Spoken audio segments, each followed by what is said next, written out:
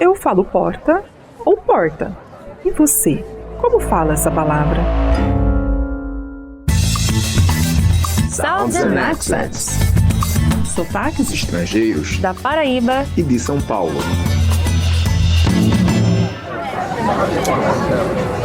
Na minha pronúncia, a letra R, no fim da primeira sílaba, corresponde a 2 sons consonantais, chamados de róticos.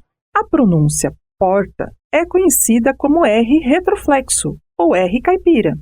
Nesse caso, há um movimento de retroflexão da língua em direção ao fundo da boca. É falado aqui em São José do Rio Preto, interior de São Paulo. E para você, Leônidas? Também temos 2 pronúncias para a mesma palavra, Luciane, mas são diferentes das pronúncias paulistas. Ouça, eu falo porta ou porta. Aqui no interior da Paraíba, como em boa parte do interior do Nordeste, temos a pronúncia de uma fricativa aspirada R. Outra pronúncia interessante acontece quando não produzimos o som do R no final da primeira sílaba, e isso acaba afetando a pronúncia da consoante que vem logo depois, como é o caso da consoante T em porta, em que há uma retroflexão deste T.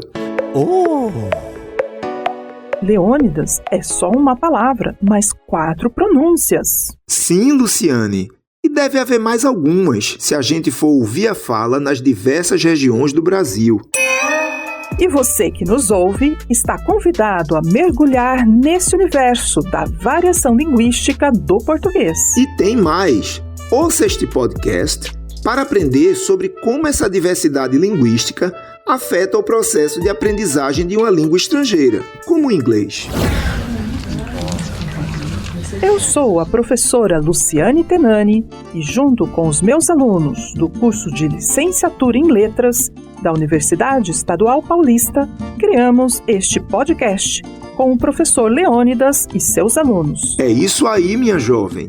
Eu sou o professor Leônidas José da Silva Júnior e, junto com os meus alunos do curso de Letras da Universidade Estadual da Paraíba, adentramos nessa diversidade linguística do português e do inglês. Juntos, aprendemos mais sobre as características da fala do interior de São Paulo e da Paraíba. Este é Sounds and Accents, um podcast para aprender sobre sotaques. Continue com a gente!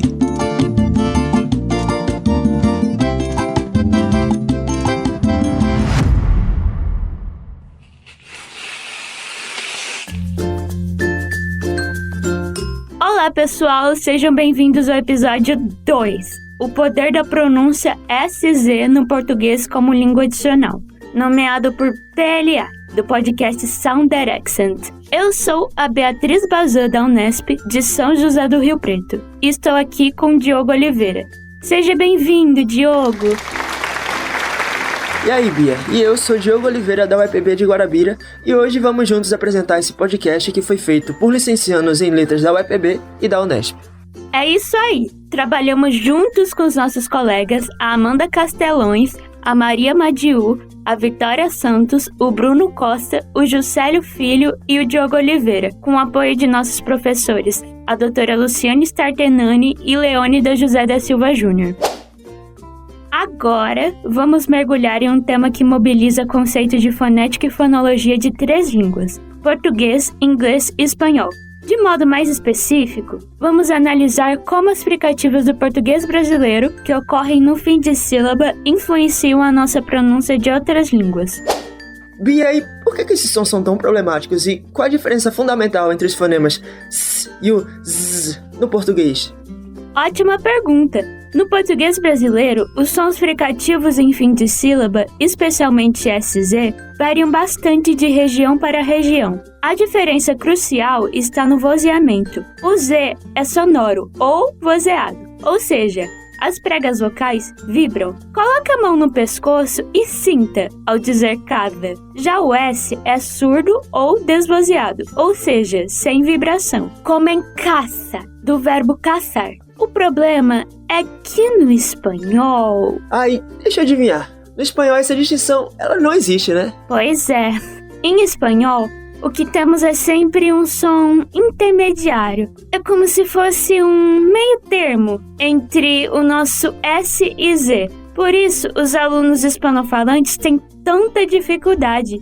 Eles literalmente não ouvem essa diferença como nós. E você sabia que eles confundem esses sons de S e Z? Sério? E por que isso acontece?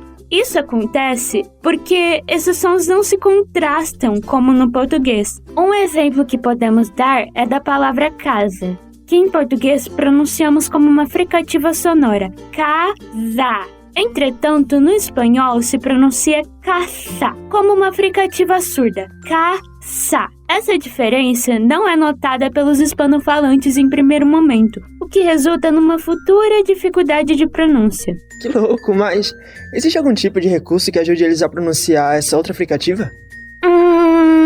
Eu já li isso em algum lugar. Ah, sim! No artigo da Raquel de Andrade e o Birata Alves. Qual era o nome mesmo?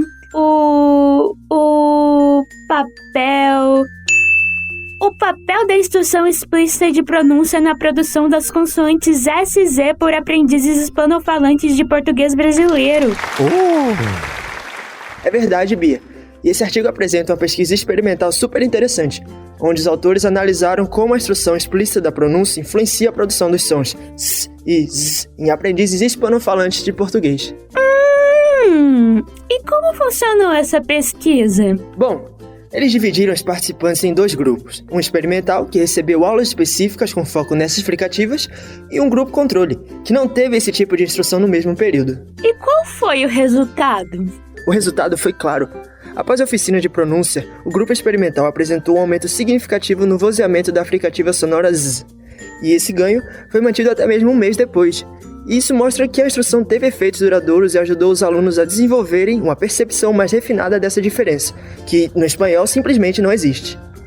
Além disso, mesmo o som S, que é naturalmente surdo, também apresentou variações no grupo experimental. Esse resultado foi interpretado pelos autores como sinais de reorganização do sistema fonético do aprendiz, ou seja, o processo em movimento. Muito doido, né? Nossa, que incrível! A noção da pronúncia faz grande diferença, né? Isso. A distinção entre S e Z é difícil para hispanofalante, pois o Z não ocorre da mesma forma em espanhol, e isso afeta a inteligibilidade da fala. Um estudo mostrou que a instrução explícita da pronúncia melhora significativamente essa produção. Com efeitos duradouros, isso reforça a importância de ensinar a pronúncia de forma direta e comunicativa. Infelizmente chegamos ao fim do nosso episódio. Olha, depois de tanto falar de SZ, eu já estou ouvindo os dois até no silêncio. Isso é um bom sinal. Significa que a instrução de pronúncia funcionou. Bom, pelo menos pra gente, né? Mas falando sério, hoje a gente aprendeu que ensinar sons como S e Z não é só uma questão de correção técnica. E quando o espanhol não apresenta essa distinção, cabe ao professor de português apresentar esse som como quem apresenta uma possibilidade nova de expressão. É uma pena, Diogo, porque esse assunto merece mais tempo, não é? É verdade, mas os nossos ouvintes podem pesquisar mais sobre o assunto, mandar mensagem para o nosso e-mail ou ainda ouvir os demais episódios do podcast, não é? Claro que sim. O pessoal da minha turma está se dedicando para fazer um ótimo trabalho nos demais episódios da série. Que da hora, Bia. Foi um ótimo processo de aprendizagem e foi muito bom compartilhar essa experiência com você. Obrigada. Também agradeço sua colaboração e de seus colegas. Foi muito bom. E por hoje é só, pessoal. Tchau, Bia. E eu que agradeço a você e a todos os ouvintes também. Tchau, Diogo.